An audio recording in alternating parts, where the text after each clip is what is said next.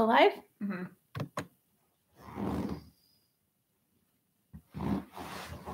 Cheers. Hi, cheers. Thanks for coming over. Yeah. So we're talking about what kind of theories we would use as counselors. Mm-hmm. We are. And I'll start. Okay. So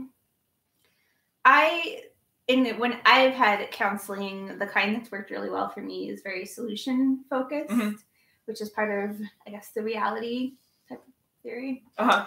But I've been thinking that it seems like it'd be really hard to only use one type of theory when counseling people because everyone's so different and people don't fit into boxes that well, but also people evolve over their therapy, and it seems like you have to have like a pretty big toolkit of theories. Definitely. Yeah. I might have a different perspective than you on it because I have taken the theories class and I've had to do role plays and specifically try out the same or different role plays on the same person.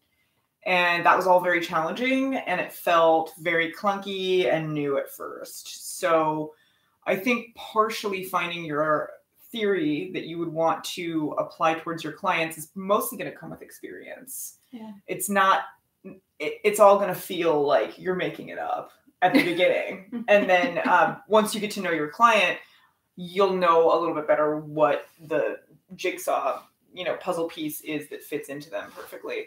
Tell me about your own therapy that you've been through as a client and how you feel you've benefited from different people and different approaches. Yeah, the solution-based therapy, they use a lot of tools like brain spotting, so the neurological-based tools, lots of strengths-based approaches. So rather than focusing on the things that I think are wrong, instead they focus on what their strengths are and capitalizing on that. And I found that to be pretty useful. I think for me, just talking about things that are going on without any real input has never been very helpful. So I feel like the solution-based, but also exploring what's at the bottom and getting to the root of why things are happening, sorting out those pieces, and then basically having a solution.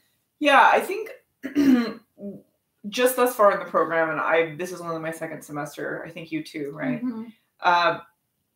It seems like the different therapeutic orientations can be divided down the middle. And one side of them is theories that take into consideration the past and why things are the way they are and how you turned out the way you did and why you struggle with the things you do.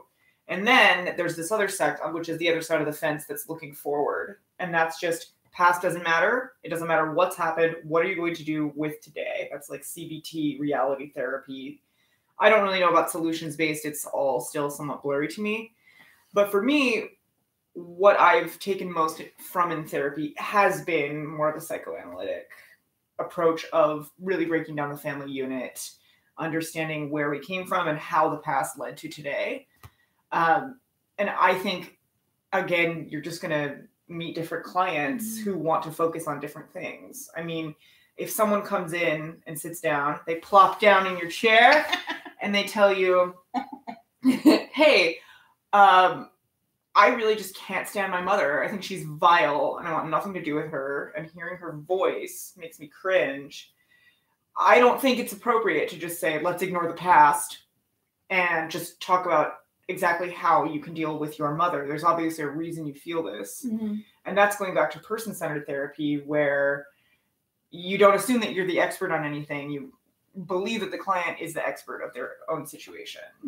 When I've been in therapy myself, I know that I've tried certain techniques that I've done the empty chair. I've done a few others that I've recognized, I've been able to spot in our readings.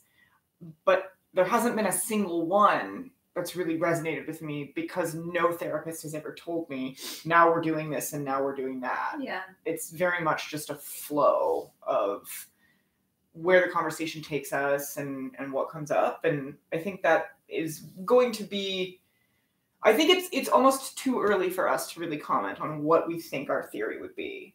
Yeah. Yeah. One thing that's, that I'm remembering, so in Foundations, when we had to interview different counselors, I talked to someone at Turning Point who works with people that struggle with PTSD. And one thing that stuck out to me is he said using like cognitive behavioral approaches with people with PTSD is almost like torture. Really? Yeah. Why?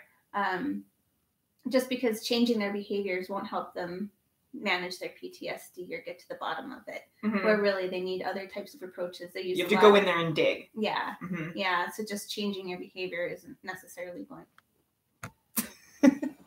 All right, let's watch this shit.